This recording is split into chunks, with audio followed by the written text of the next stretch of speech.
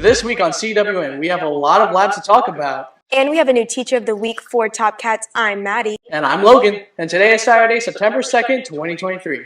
You are watching Calallen Wildcat News Weekly Review.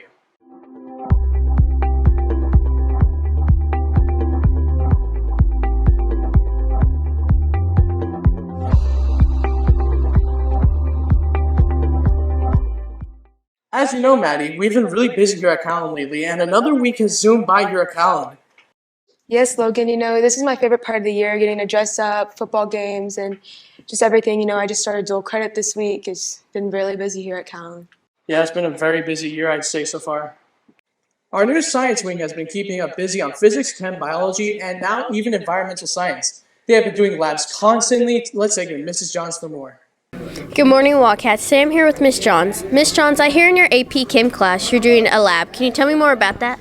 Well, sure. We could kind of get right into it. They've learning how to do mold conversions, which they kind of already know from first year, but we take it the next step. And so what they're doing is they're taking a hydrate, which is a new compound they've kind of learned about, and we are rocking it back and forth in a flame. Because the hydrate means, can I use my hands? The hydrate means there's water stuffed, inside the salt. And so as they heat it up, it's going to evaporate the water. And you're going to see a change in the color, and then it's also going to change the masses. And so once they get it to where there's no change in mass anymore, they can actually use a mold conversion and figure out how many molecules of water are in their copper 2 sulfate. Well, moles, I guess, per mole. That's what they're going to figure out. Wow, that sounds like so much fun. Thank you for your time. Back to the studio. Mr. Smith had a lab on AP Physics displacement. Here is Morgan and Mr. Smith for more. Good morning, Wildcats. Today I'm here with Mr. Smith. Mr. Smith, I heard that you're teaching AP Physics. Can you tell me how you're liking that? Yes, I'm teaching AP Physics 1, which is an algebra-based physics. It's going really well so far, but it's a lot of work because I have to do all the problems. I haven't taught this level of physics ever before. So it is a lot of work. Kids are a lot of fun though, and things seem to be going well. Okay, I heard that you were also doing a displacement lab today. Can you tell me more about that one? Yes, it's called a displacement maze. And so what they're going to have to do is they have little dots that tell them a displacement to go, and a displacement's a change in position. And they either have to go positive X direction or negative X direction, or positive Y direction or negative Y direction, whatever meters I've told them. And those dots should take them to a specific point in the room if they do everything correctly. But what we're also trying to get down is the difference between displacement and distance. Distance is just the total number that we've traveled, whereas displacement's going to be a magnitude and a direction. So we're trying to figure out those two different things and represent those in both table form and a sketch form. Wow, thank you so much. That sounds like so much fun. Back to the studio. We caught up with Mrs. Bort to see how our students are preparing for their test this week. Let's take it to them.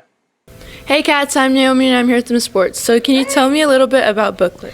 Booklet is an online game that we use. There's different versions of it, and the kids use it to review for their exams. We put different types of questions.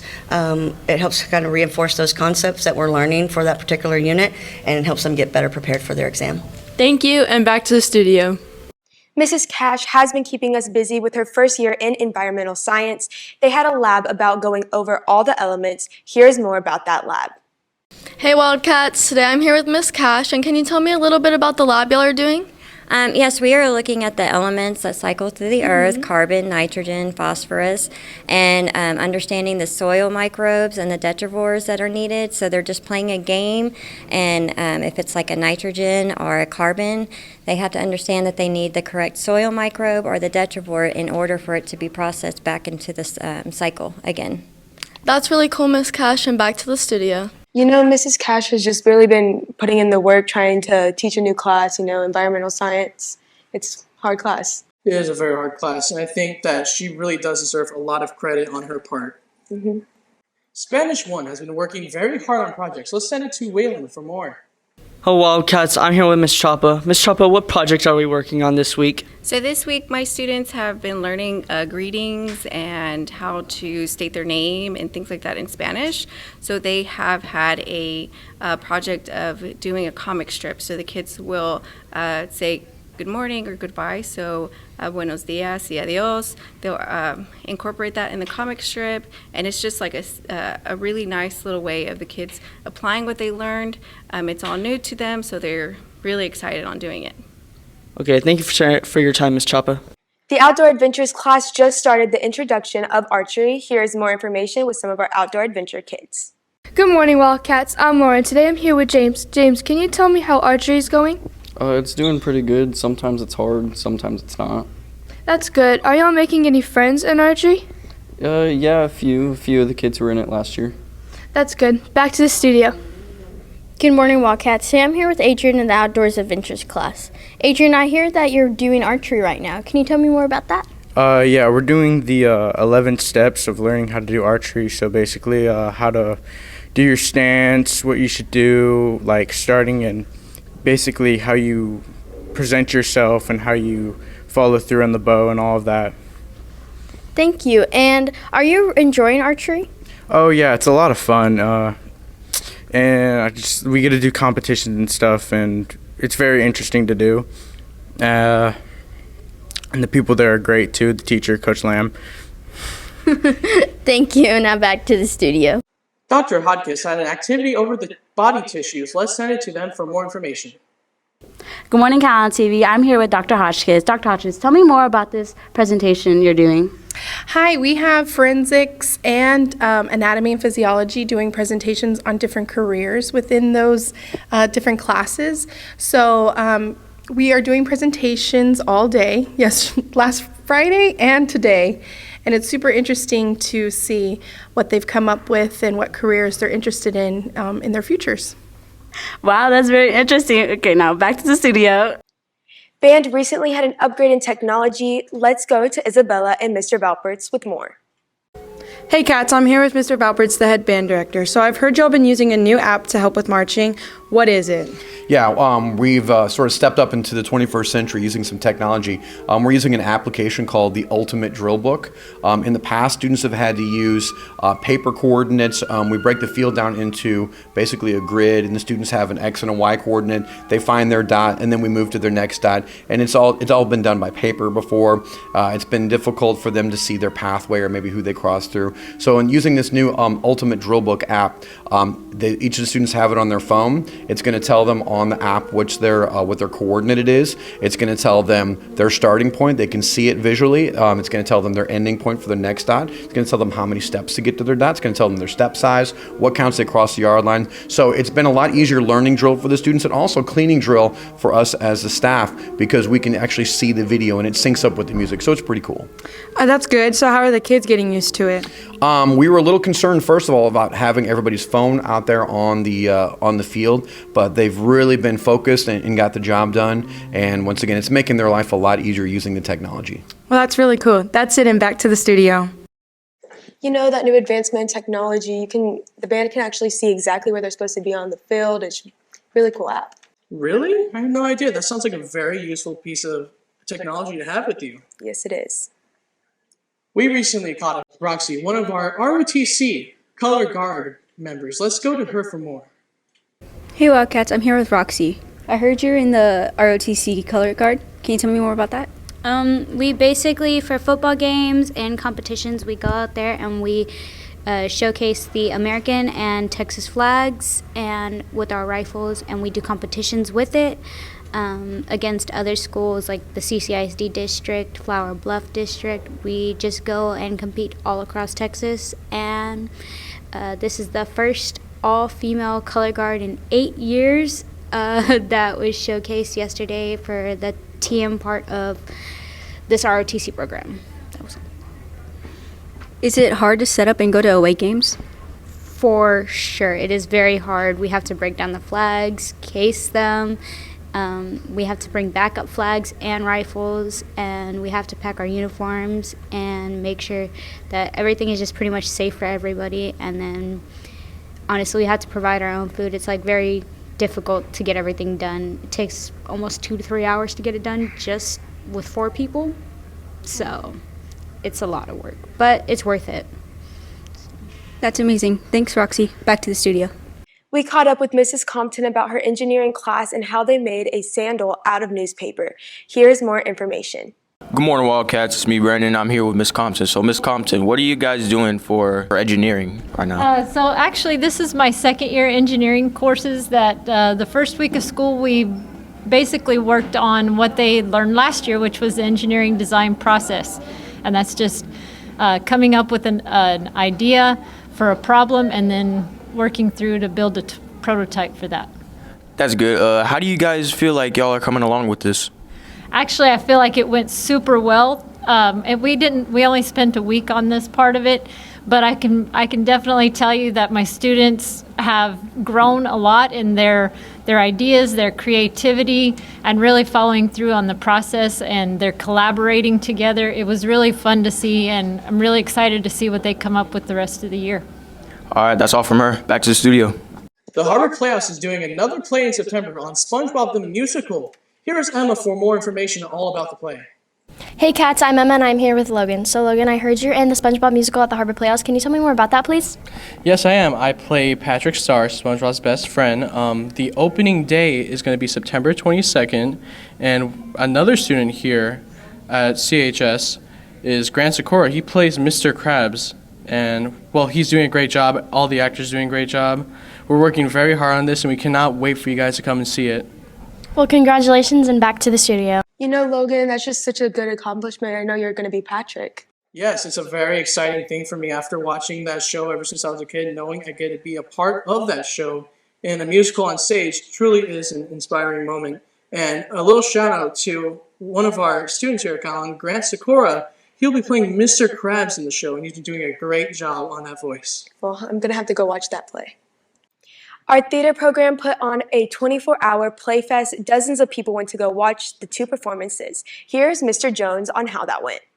Hey Cats, I'm Addie and I'm here with Mr. Jones. So Mr. Jones, I heard y'all had a 24-hour play fest this weekend. How did that go? Yeah, we did. So again, like I talked about before, we started on Friday. I kind of split the kids up into teams.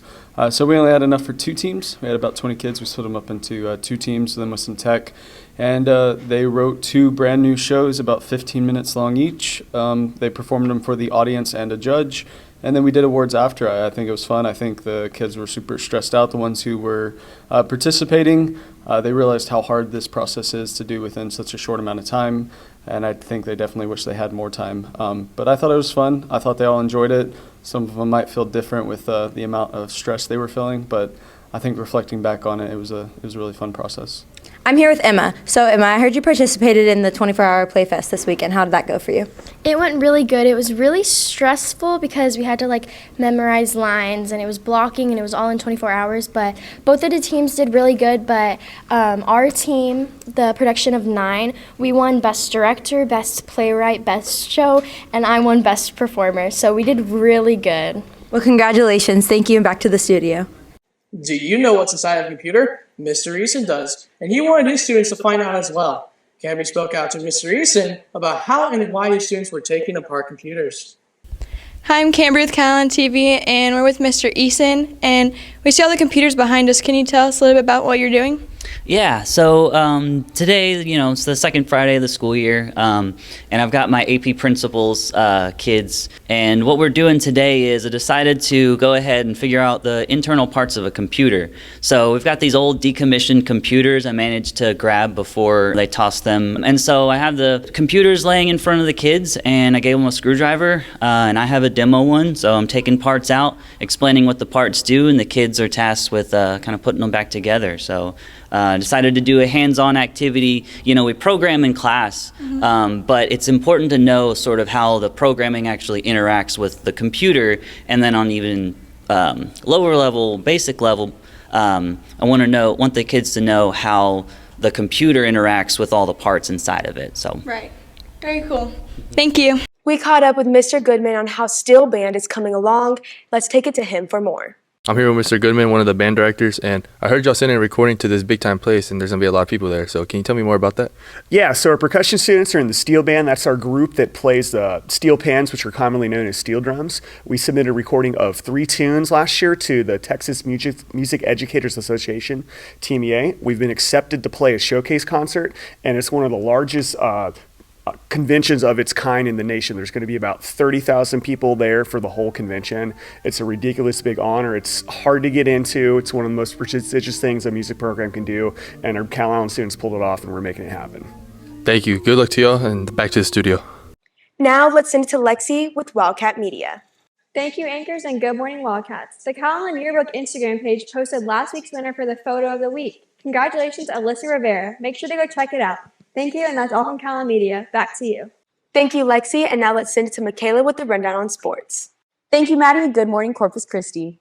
We interviewed Coach Spencer about cross-country running in the Moody Invitational. Let's take it to him for more information on how they did. Morning, Wildcats. I'm here with Coach Spencer. Y'all had a cross-country meet this weekend. Tell me about that. Yeah, so we ran at Garcia Park in Corpus. A very wet course with all the rain we had last week. I thought our kids did well, though, on the boys' side. Tanner Spears got 6th. Gabriel Quintero got 9th. On the girls' side, Katie Garza ended up at 18th. The thing in cross country, though, we're always it's all about improving our times until we get to district. That's the one meet that matters. And so I know on the girls' side, we ran a little bit further than we did the week before, and most of our times actually improved. So we ran further distance in less time. So I'm really happy with that. This Friday we run Malachi Beach in the National Seashore, so it's a fun meet for the kids, run on the water. Our girls are the 2-time defending champs in one of the past 2 years, so we're hoping to keep that streak going. And with that, now back to the studio. Our Lady Cat volleyball team finished the Raging Rattler tournament in San Marcos with a 2-2 record. The overall record was 14-6. Here's more information about the games. All right, I'm here with Coach Pettis, your volleyball varsity coach. So y'all had a tournament in San Marcos. Can you tell me how that went? Yeah, it went pretty good. We actually ended up 2-2 over the weekend. We had pool play on Friday, and then we had a bye set for Saturday. We ended up losing some tough sets against Austin Bowie, but I think overall we did a good job. I think that we got a little bit better, and we look forward to continuing just regular non-district play. I'm here with Lauren Dillon, one of the varsity volleyball players. So Lauren, you had a tournament in San Marcos. How did that go? I think we did pretty good. I would say that we could have done better, but overall I think all of us showed out and we all played well. All right, thank you. Now back to the studio. Our football team played their season opener last Thursday. Too many mistakes against a very talented GP team proved to be too much to overcome. We caught up with David after the game to get his thoughts. Hi, Cal, and I'm Michaela, and I'm here with David, our quarterback. So, David, we had a minor setback tonight. What do you think caused that setback? Strung along, missed assignments, things of that nature. We need to be able to keep our blocks in the second level. All right, and then what do you think the fans have to look forward to this season, and what are you guys going to work on?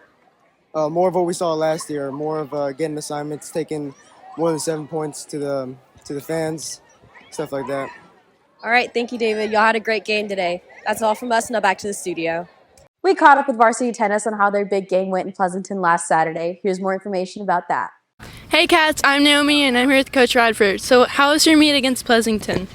So we played Pleasanton this past Saturday morning. Our varsity won 16-3. They were a solid team, so it was a really good win for us. If I'm being honest, we've played a lot of matches up to this point, and I think it's prepared us for what's to come. We've got district coming up this Saturday against West Oso, and I think we're ready.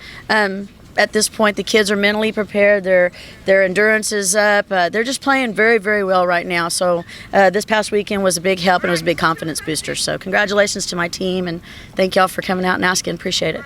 That's great. Thank you, and back to the studio.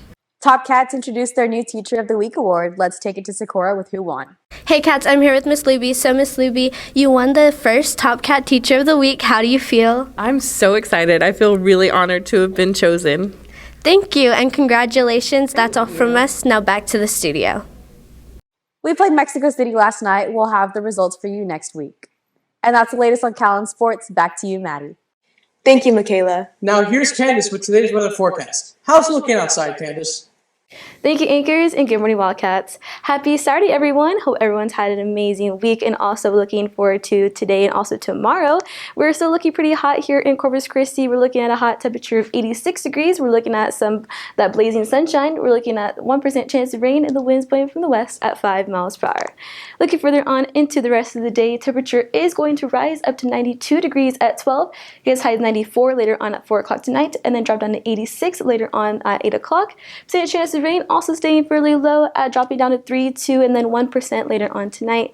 And the winds are going to be blowing from the east-northeast at 6 miles per hour at 12, and then stay consistent at 13 miles per hour, just changing direction later on at 4 and also 8 o'clock tonight.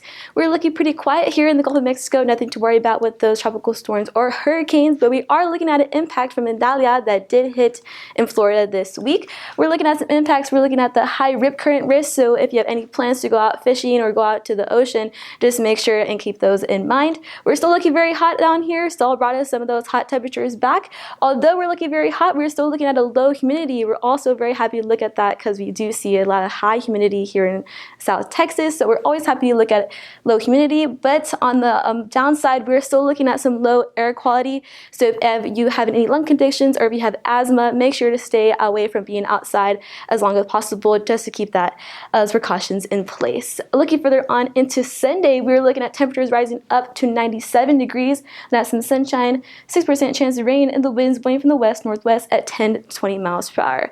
Also, get excited. There's exactly 20 days till fall. Hopefully we see some fall weather make an appearance here in South Texas sometime soon. But that's all the weather from this weekend. Have a great one. Back to Anchors. And that's all your announcements for today, but now it's time for your joke of the day. So guys, why did the son not have to go to college and apply for jobs directly after high school? I don't know, Logan. Why? He already has 1 million degrees. For all you social people out there, make sure you're following us on Facebook, Twitter, TikTok, and Instagram at Calallen TV for all the latest updates. Also, subscribe to us here on YouTube to catch all of our latest videos. And as always, Stay classy, Calallen.